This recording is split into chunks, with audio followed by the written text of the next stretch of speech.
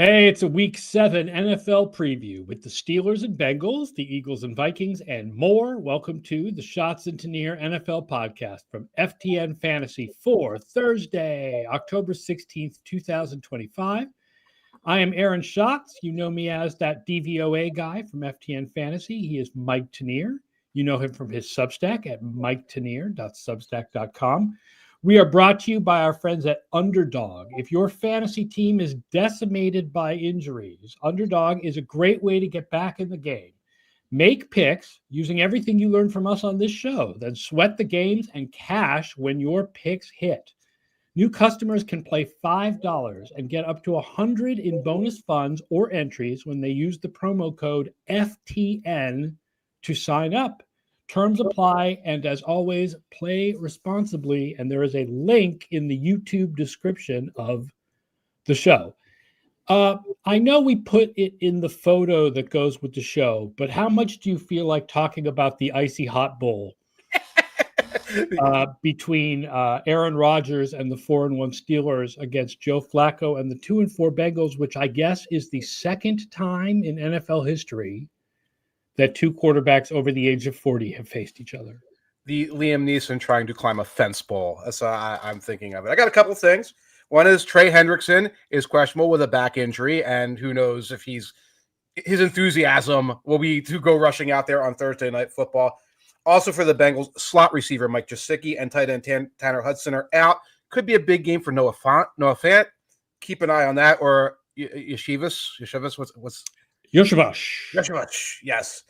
Couple other things here. Keep an eye out for the Bengals. They lead the league 7 recipients of DPI penalties. I think a lot of their strategy is going to be throw the ball at Jamar, hope for penalty. Throw the ball at Jamar, hope for penalty. Look for that. Rodgers has only attempted 11 passes of 20-plus air yards this year, but he leads the NFL with a 7.3 yards after catch per completion per FTN. Oh, it's all short stuff and yards after the catch. That's the whole Steelers offense this year. It is the whole Steelers offense. And both, I don't know if I'm going to play the Steelers defense anytime touchdown is plus 550. I'm considering playing that. But I think both of these quarterbacks are going to be catch it, throw it, catch it, throw it, catch it, throw it. I don't think there's going to be a lot of sacks tonight. No, because there's going to be a very short time to throw. Very short time to throw. So keep an eye out for that. I don't like this 5.5 point line. I'm not playing it. Yeah, I do think that the sort of dead cat bounce from the new quarterback is over for the Bengals, right? Like, I think my guess is that they'll be back to not being good. Flacco is playing his second game in 9 days since joining the team. Like, have they done anything except a walkthrough? I think they're doing virtual practices this week. I think they were just doing, glorified walkthroughs. So, like, how much does he actually know? Except, he knows to throw back shoulder to Jamar Chase over and over again. That's over and over again with his fingers crossed. So, yeah. London, 9:30 a.m. This is the last Europe game for a while. 4-2 Rams at the 4-2 Jaguars. Rams make the playoffs 84% with a win, 64% with a loss. Jaguars 79% with a win and 58% with a loss. I wrote down the more interesting thing was the Jaguars being 6th rushing and 21st passing against a Rams defense that is better against the pass than the run. Mm-hmm. So we'll have to see about the Jaguars if they're able to run the ball on the Rams. They're number 1 in ESPN's run block win rate. Last week, that running game kind of disappeared when they probably could have used it against the Seahawks. I don't think late in the game, they weren't getting the runs. They're best running up the middle, by the way. The Rams, though, are susceptible against runs to the right. Okay. Yes, as Andrew Daly points out, Puka Nacua is probably out in this game. Big deal. Yeah, he did not practice this week, and Blake Corum did not practice on Wednesday. By the way, they're practicing at Camden Yards this week rather than going from L.A. from all the way to London. Yeah. So I also wrote down what's wrong with Brian Thomas. Okay. I checked out the ESPN tracking metrics. Brian Thomas ranks 91 out of 92 ranked players this year. In What? In the ESPN tracker metrics that match, they combine how often you get open, how well you catch the ball, and your yards after. It's just not well. It's probably just this giant combination of the drop passes, the plays where it looks like there's a miscommunication. There was at least It one. looks like he hasn't practiced with Lawrence all year. No, I mean, they've never met. They've never met. They're like AJ Brown and Jalen Hurts. They can't identify each other. Like there's been a couple of 1 foot in bounds situations with him. Jaguars per FTN, 17 drop passes. That leads the NFL. Also, Jaguars, second in the NFL with 52 penalties. The Patriots are first, but they're first in offensive penalties. 34 offensive penalties by the Jaguars lead the NFL.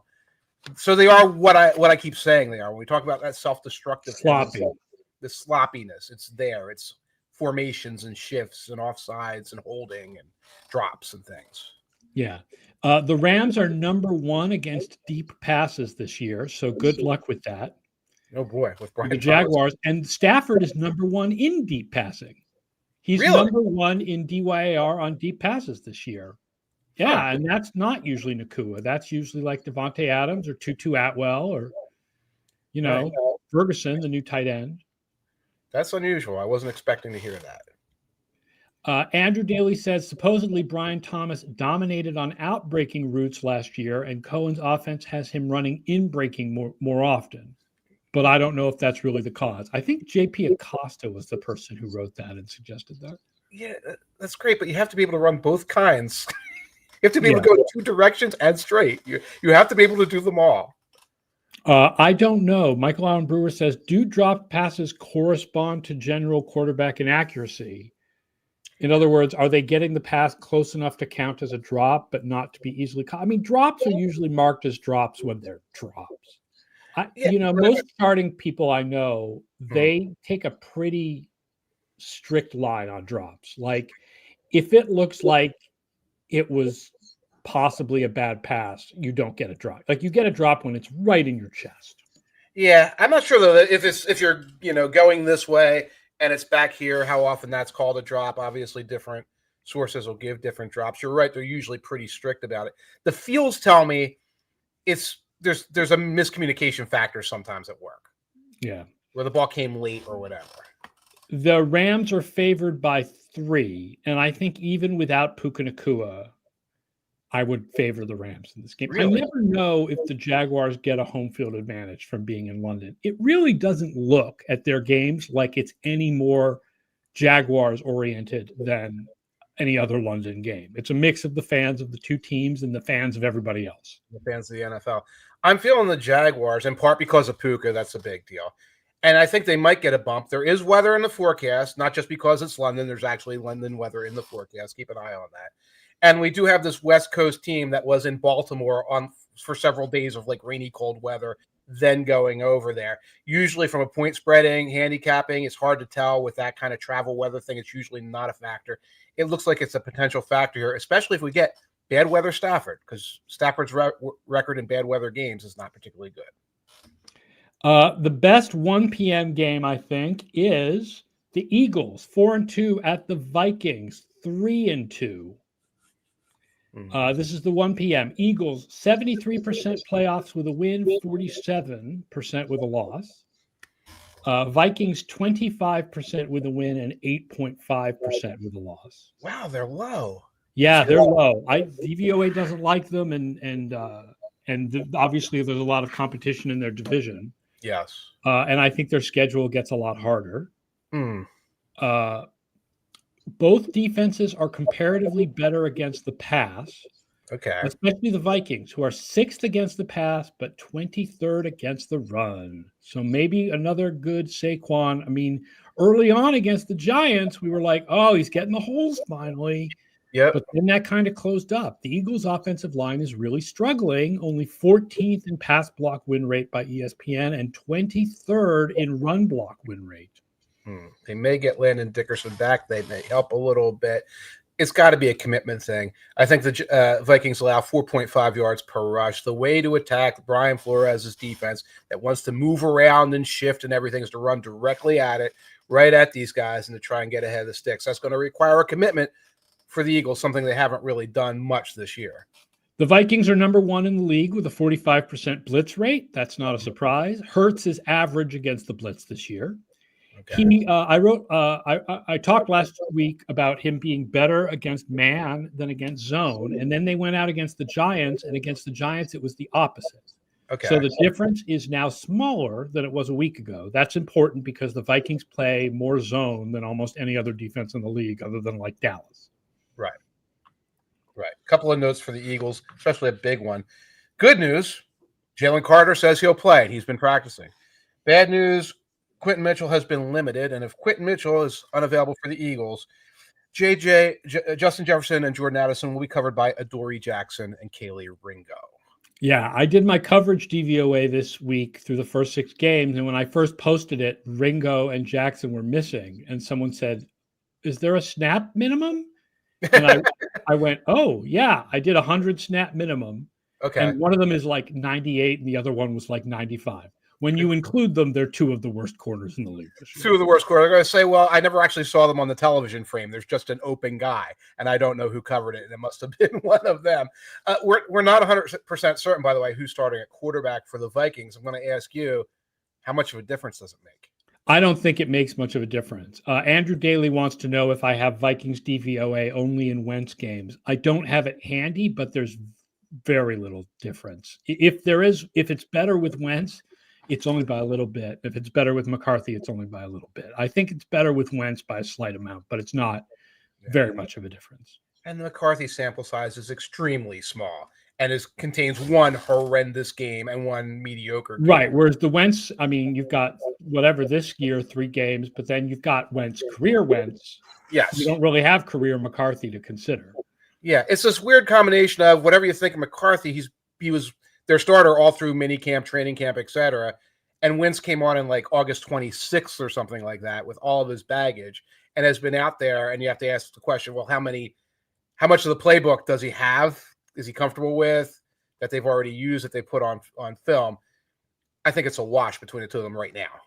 And the Eagles defense is number 1 against passes up the middle.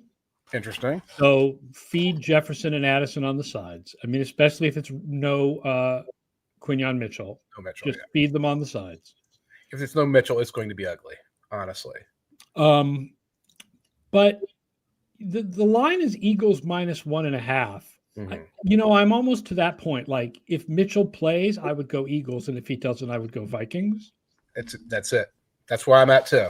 That's where I'm at. You can cover up for one corner, and you can mix and match the 2 nitwits against Addison or whatever. You can't cover up both of them. Right. We talk a lot about the idea that the secondary is a weak link system. You're only as good as your weakest links. What happens when you have 2 weak links? When you have, everything but the slot is the weak link, and your other team has 2 receivers who can work the outside very well. 4 o'clock, the game that most of the country is getting is the 3-3 Commanders at the 2-3-1 Dallas Cowboys. Commanders make the playoffs 65% with a win, only 36% with a loss. They really got hurt by that loss to the Bears.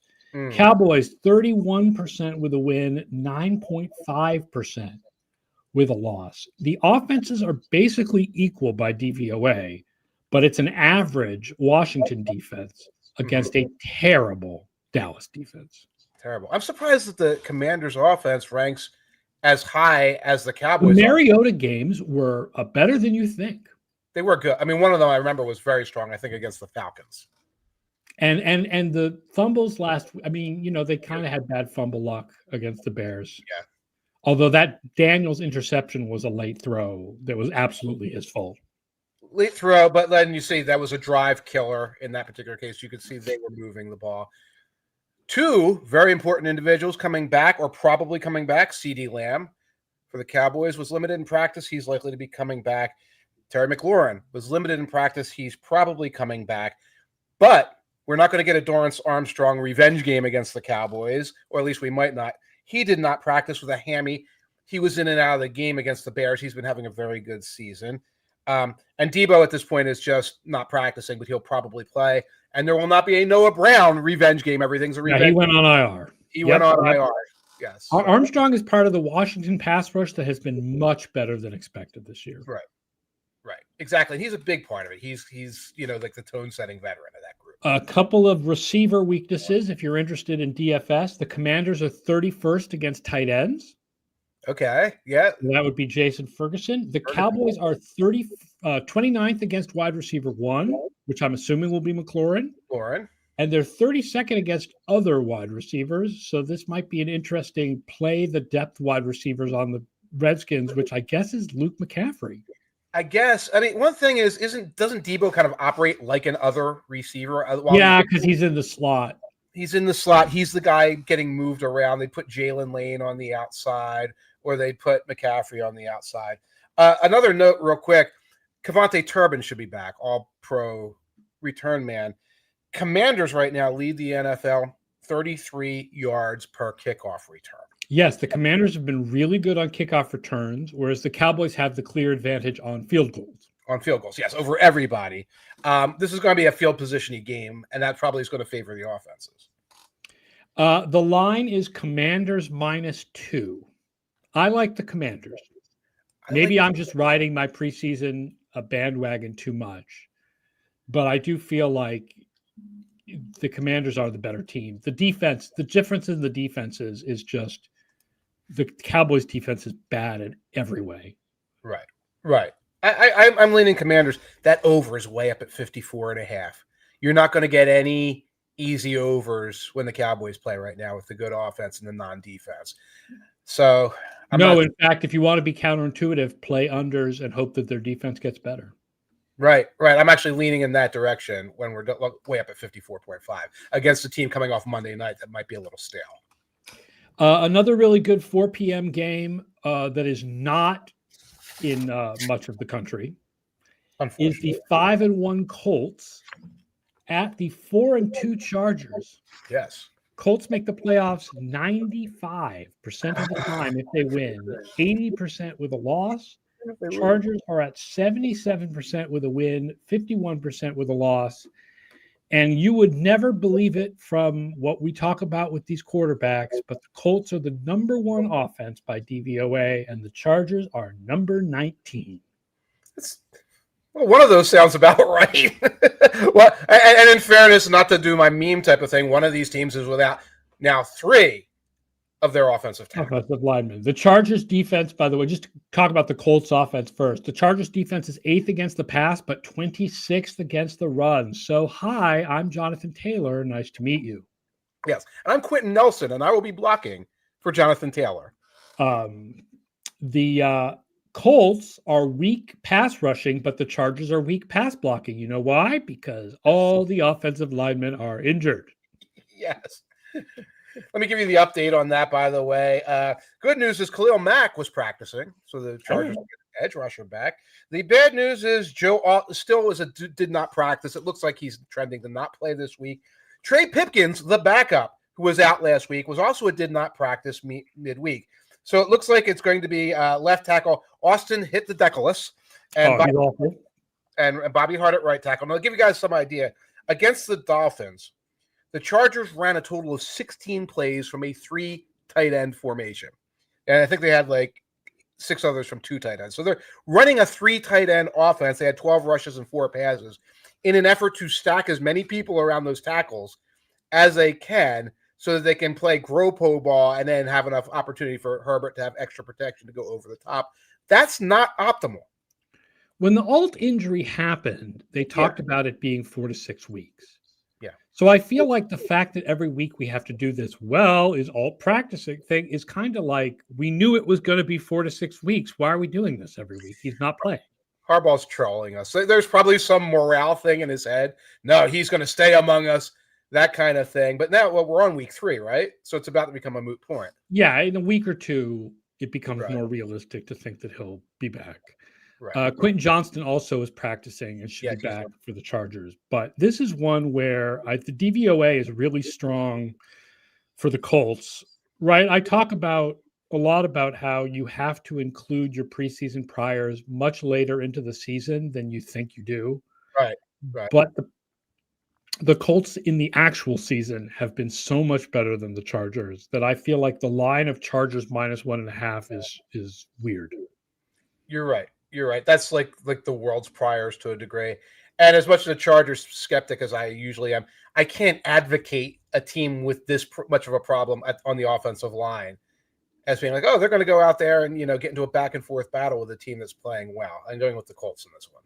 Yeah, Andrew Daly points out my preseason priors were also down on the Chargers, but I don't think as much as they were on the Colts. Yes, we were very down on the Colts. We were and been proven wrong about the Colts. I mean, at this point, it's been 6 games. The Colts are playing like this. That's what's going on. I want to find the guy who's like, I told you soing. I put a thing out there. Please send me a link. Yes. And the only response I got was someone saying that there are a couple of Colts reporters who were, optimistic. Yeah. Nobody thought Daniel Jones would do this. Nobody thought Daniel Jones would be the most valuable quarterback in football after 6 games. Gosh, no. So yeah, I like the Colts plus 1.5 or money line. The night game is the biggest game for the playoff odds so far this year. 3-2 Falcons at 4-2 49ers. Falcons have it's a huge playoff leverage. 58% with a win, 28 with a loss. 49ers are even larger, 66% with a win, 34% with a loss. So that's a difference of 30% for the Falcons and 32% for the 49ers. I think the simulation sees like a wild card tiebreaker here. And this is another one where the line doesn't agree with DVOA. Okay. Falcons are 10th right now, and the 49ers are 22nd. And I realized that before the season, we thought the 49ers were much better than the Falcons. But the Falcons' defense has become much better than expected, and the 49ers are, of course, much more injured than expected. And I'm sure we can go through the injury list, and we have to. But it starts with Fred Warner ain't playing. Mm-hmm. So their 2 best defensive players are gone now. Right. And the discussion around the quarterbacks right now is that Mack and Purdy were both limited in practice, but Purdy is more limited than Mack. So we're talking about 0 healthy quarterbacks right now. And it's Adrian Martinez, man. Oh, my gosh. My favorite is that they have Curtis Rourke on like the practice squad recovering from an ACL tear. Oh. They signed a guy who needed ACL surgery and put him on the bench just so he would fit in. So, yeah, you have this team that's 2.5-point favorites, and we're not sure who the quarterback is and if he shows up, how healthy he'll be. Adrian Martinez. Someone's asking who's the third quarterback. Adrian Martinez is the third quarterback. Who's a UFL guy, right? Yeah, it was a UFL guy. The Falcons' defense is only 12th against the run. They've been better against the pass than the run, except the 49ers have been only 29th running the ball this year. Like, McCaffrey is not getting the holes, and he's not making the yards. Right. I think they're using him more as an all-purpose guy anyway, but it's a good Falcons offensive line against the 49ers, who are 27th in pass rush win rate. You have to watch Jake Matthews do not practice on a simulated report. I don't know exactly what the injury is. He's a star left tackle there. His backup was not very good the other night.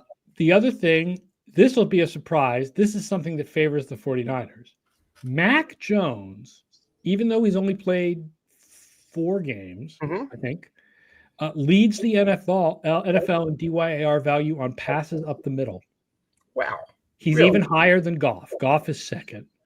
And the Falcons are awesome against passes to the sides, but 21st against passes up the middle. They gave up a big one at the beginning of the game against the Bills, and then everything shut down for the Bills. And if you flip it around, the 49ers are only 30th against passes up the middle and have no Fred Warner. That's but can you name the quarterback in the NFL who throws to the middle of the field the least often? And it's not Jalen Hurts? It's not Jalen Hurts. It's Michael Penix. It must be Lefty Penix. Well, you got Kyle Pitts in there. You can't not give him the ball, right? not give him the ball. I mean, since it's feed Drake London, feed Drake London, feed Drake London, that's the outside. They also had Darnell Mooney missing for a couple of weeks. Now, he was limited on his return. They benched Ray McLeod on Monday night, which was interesting because you're missing Mooney, and then you bench McLeod. Now, McLeod has been miserable on kickoff. A lot of Casey Washington. Yeah, right. And a lot of let's just give it to Bijan. Let's just do more Bijan. Kittle might be back. Yes. But it's unsure. There's a lot of unsureness about the 49ers We don't know who the quarterback is. Except for defense. Except we know there's no Bosa and we know there's no Warner. Right. And I think that makes the Falcons +2 the way to go. Yeah, I don't bet on them, but Pearsall looks like he is out. Juwan Jennings is going to be hobbling around out there in a miserable mood. Yeah, they barely threw to him last week. He's like at 30% maybe, and he's like miserable about it. So I don't bet on Falcons games, but and this is the reason why, because I would pick them this time, and I'm not picking and them. Then they'll go out and lose. And yes, they will chump it up. Last week, Monday night was their Super Bowl, and that's it for them for like a month, whatever. Yeah. All right, that does it for today's show. Hope everybody enjoys Week 7 in the NFL. We will be back Monday morning at 11 a.m. Eastern to review all of these games and preview, I think, the last doubleheader, the last Monday night doubleheader, which is a really good, actually. Buccaneers at Lions and Texans at Seahawks. I hope it's the last doubleheader. But it's also, you have to stay up. The games are not on simultaneously. Buccaneers at Lions is at 7, and then Texans at Seahawks is at 10. Yes, it's the Sleepless in Seattle game. And next week, we actually get a break from the London games where, like, on Sunday morning, we could walk the dog and rake the leaves. Go grocery shopping and all the other stuff we do before football on Sundays when they don't play in England. Yes. All right. Don't forget to subscribe to the show, tell your friends about the show. Don't forget to use the FTN Stats Hub where you can find a lot of these stats like the zone and man coverage stuff and the blitz stuff and Mike's Substack, miketanier.substack.com. We will talk to you guys on Monday morning. So long, everyone.